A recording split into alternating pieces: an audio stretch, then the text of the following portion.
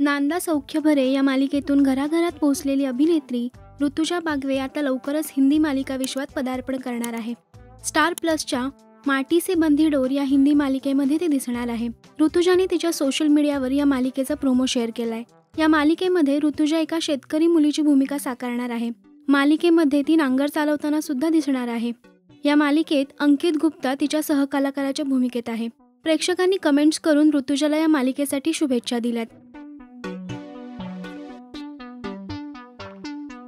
ऋतुजाने या गोजीरवाण्या घरात स्वामिनी, एका लग्नाची तिसरी गोष्ट, नांदा सौख्यभरे, चंद्र आहे साक्षीला या मालिकांमधून काम केलंय.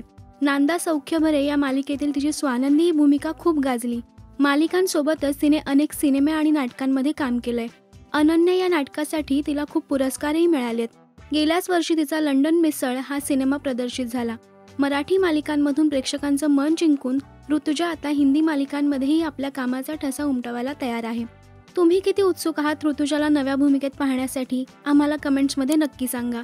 मराठी टेलिव्हिजन क्षेत्रातील बातम्या, अपडेट्स आणि गॉसिपसाठी सबस्क्राईब करा राजश्री मराठी शोबज.